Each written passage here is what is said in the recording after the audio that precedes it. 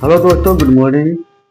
मैं आयुष आनंद आप सबके सामने अपने इस YouTube प्लेटफॉर्म पर आयुष संगीत शिक्षण संस्थान पर आप लोगों के साथ संगीत की चर्चा करने के लिए जुड़ गए हैं।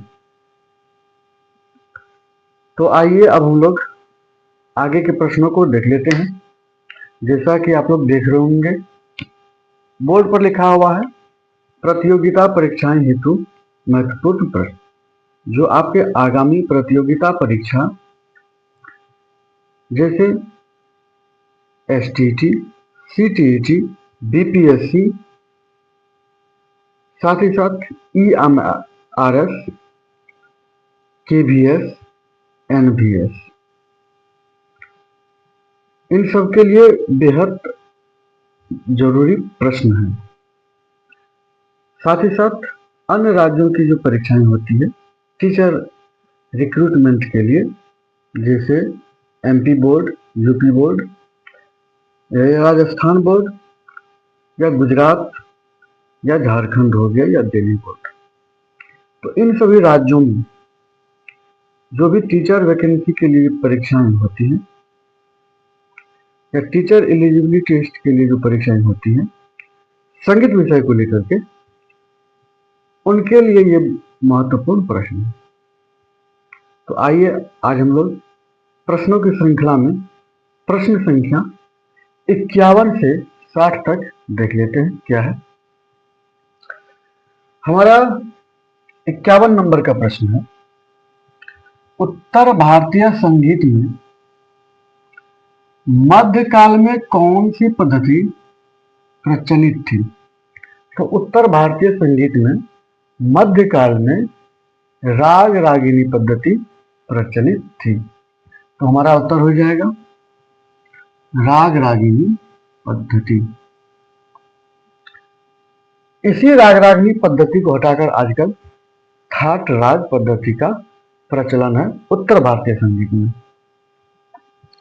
प्रश्न संख्या 52, उत्तर भारतीय संगीत में आधुनिक काल में कौन सी पद्धति प्रचलित है? जी हाँ, आ गया यहाँ पर उत्तर भारतीय संगीत में आधुनिक काल में कौन सी पद्धति प्रचलित है।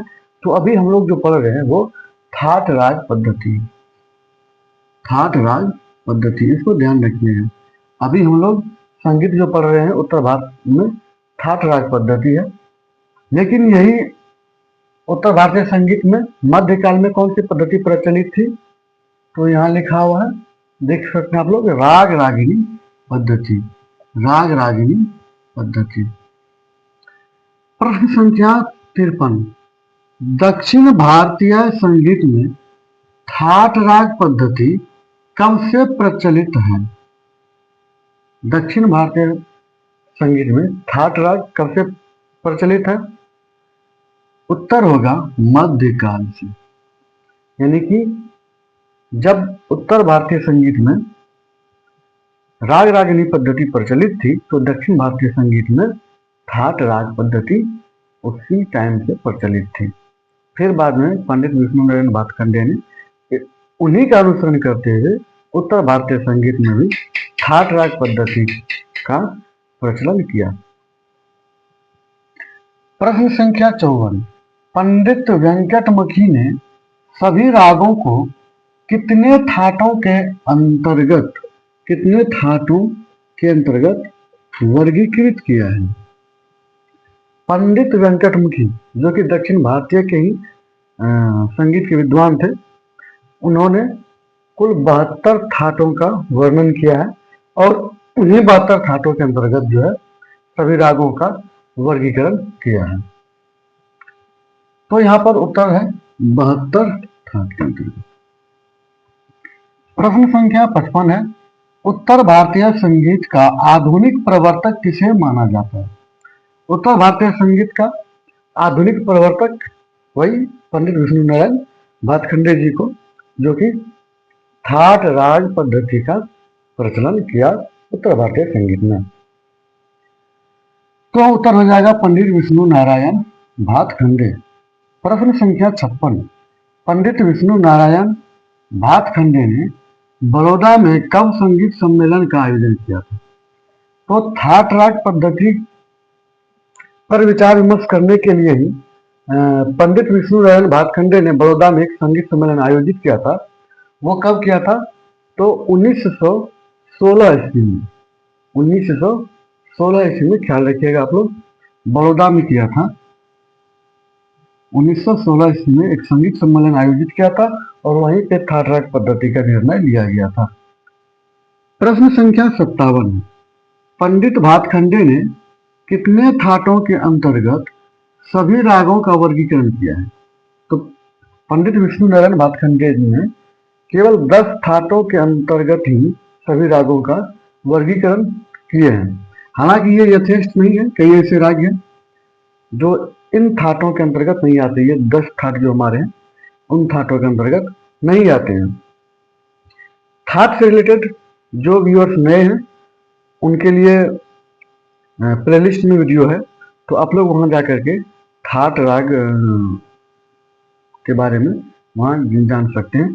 पूरे डिटेल में बताया गया है, वहां पर सब्जेक्टिव तरीके से बताया गया है।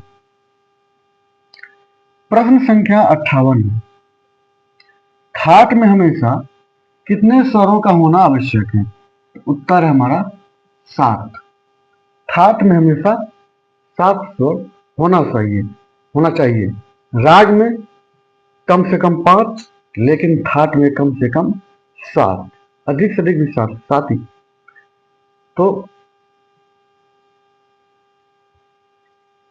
राग में कम से कम 5 होना चाहिए, थाट में 7 कौन सा भाई? सा रे ग म प ध नि। ये क्रम से होना चाहिए, क्रमानुसार होना चाहिए। ऐसा नहीं सा के बाद ग के बाद प, ऐसा नहीं। क्रम से सा के बाद रे के बाद ग के बाद म के बाद प के बाद ध के बाद नी। हाँ, ये ऐसा नहीं है कि केवल सभी शुद्ध ही हो, विकृत भी हो सकता है।